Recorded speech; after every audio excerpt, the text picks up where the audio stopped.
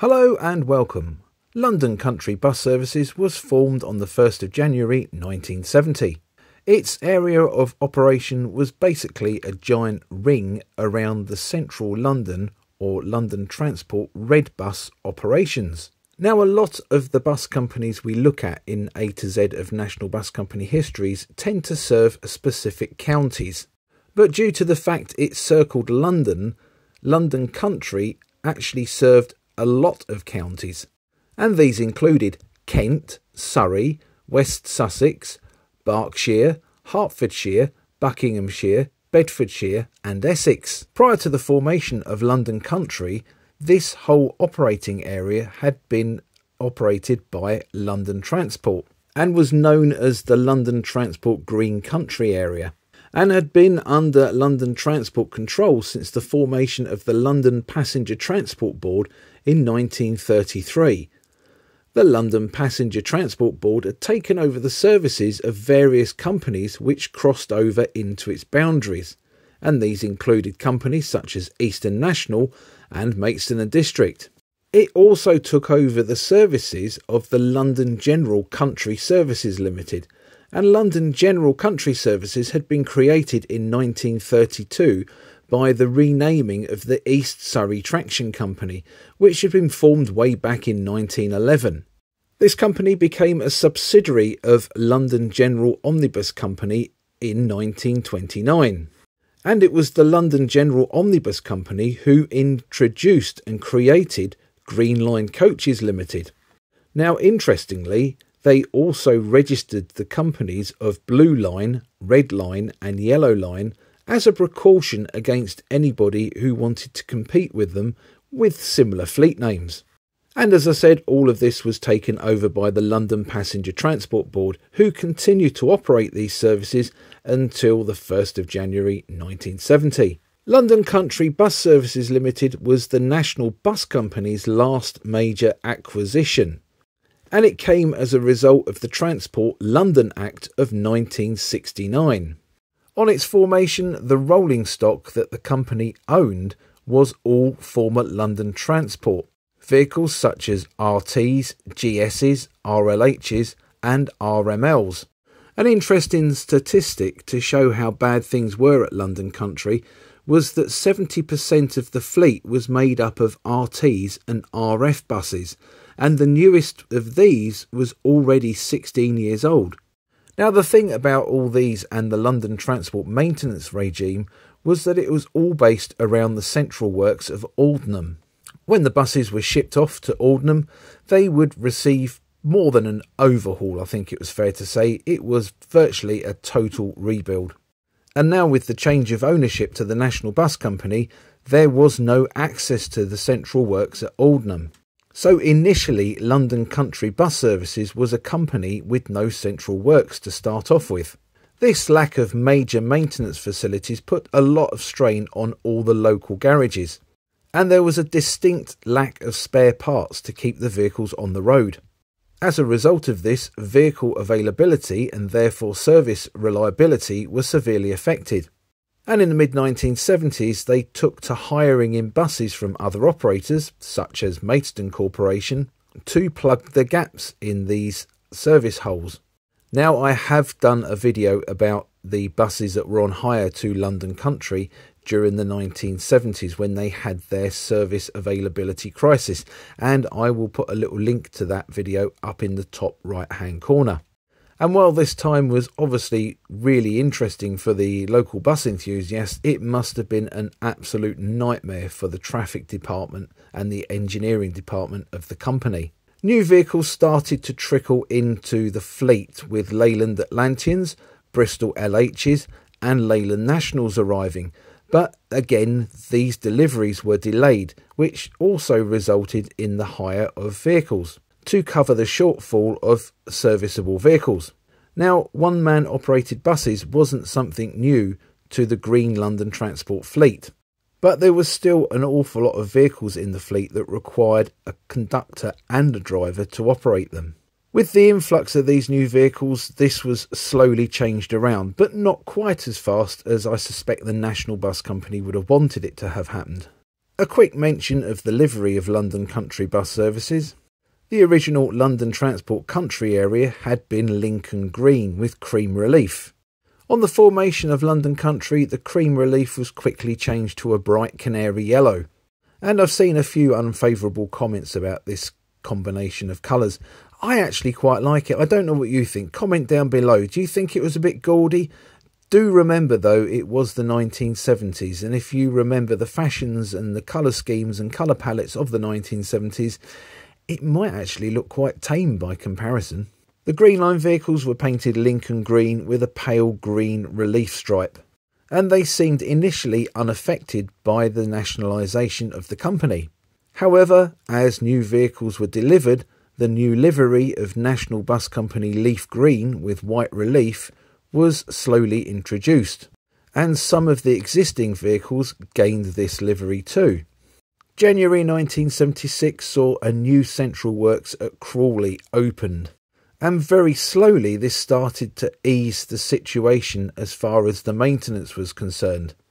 But it certainly wasn't an overnight fix, and even into 1977 vehicles were still being hired to cover for unserviceable vehicles within the fleet.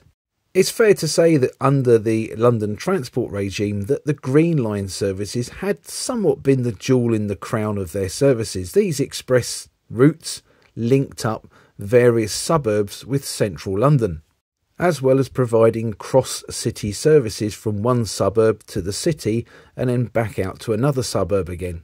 What had been originally quite a prestige, high-class, comfortable service, in the early years of London Country had become rather dowdy and run down, with the use of old vehicles.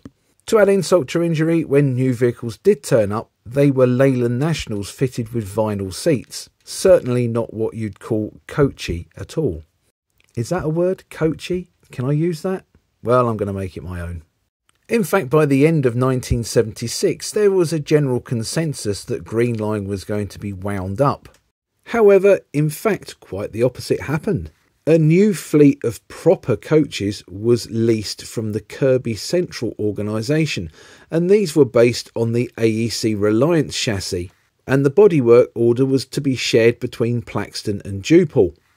There would be 150 of them, and they would be known as the RS, Reliance Scarborough, which was the Plaxton-bodied coaches, and the RB, Reliance Blackpool, the Dupal-bodied coaches. Scarborough being where Plaxton was based, and Blackpool being where Dupal was based. Why they couldn't have been RP and RD, I don't know. It's strange, isn't it? London Transport Vehicle Codes seem to best be a law unto themselves, don't they? These new coaches seem to be the shot in the arm for Greenline that it needed, and turned the company's fortunes around. This would lead to the expansion of the Greenline network and the introduction of dedicated services to serve the London airports. And this would include services like the 767 flight line, which ran from central London to Heathrow, the rather prestigious Speedlink service between Heathrow and Gatwick, which featured coaches that had tables with lamps, the 737, which was Gatwick Airport to Crawley and Brighton, and the 757 Express, which linked London with Luton Airport. Now there's lots of other routes as well, and maybe you'd like a video on Greenline and the history of Greenline itself. What do you think? Do you think that would be something that would interest you? Comment down below. Greenline also introduced various routes to the coast as well. So by now it was a complete turnaround on their fortunes. The Greenline services had expanded instead of disappearing completely. However, amongst all this success, there was a rather large elephant in the room, and that elephant was deregulation. After all the upheaval the company had when it was nationalised and all the hard work the staff had put into, it was decided to put the company back into private ownership. Now, I'm not going to get political here because you're here for the buses and coaches, aren't you, and not the politics. But isn't it annoying that this is the way that government seems to operate? They create a problem and expect everybody else to solve that problem, And then once everything is solved and everything's running nicely and everybody's happy, they create yet another problem and expect everybody to solve that one. Like I said, I don't want to get political, but I'm sure everybody here knows what I'm saying. As a result of the Bus Deregulation Act of 1985, large companies were split up into more manageable and saleable groups, and London Country was one of these companies. On the 7th of September 1986, it was split into 6 companies, and these were 4 operating companies and 2 non-operating companies. The 4 operating companies was London Country South East, London Country South West, London Country North West, and London Country, yes you've guessed it, North East. The 2 non-operating companies was Gatwick Engineering and Greenline Travel Limited. The first to be sold was London Country North West on the 5th of January 1988.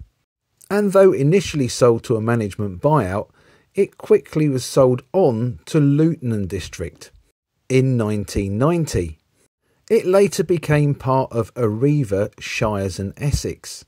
The next part to be sold was London Country South West on the 19th of February 1988 to the Draw Lane Group, which became part of British Bus and then passed to Cowie Group. And as we all know, Cowie became Arriva. Initially it came under the banner of Arriva serving Surrey and West Sussex. However, it was later amalgamated with Arriva Southern Counties and was controlled from Maidstone. London Country South East, which had been renamed Kentish Bus, was the 3rd subsidiary to be sold, and that occurred on the 15th of March 1988 to Proud Mutual, who were the owners of Northumbria Motor Services. Now, it's a very similar story because Proud Mutual sold their companies to form British Bus. British Bus then sold out to Cowie, who again became Arriva. And the former London Country South East operations passed into the hands of Arriva Southern Counties.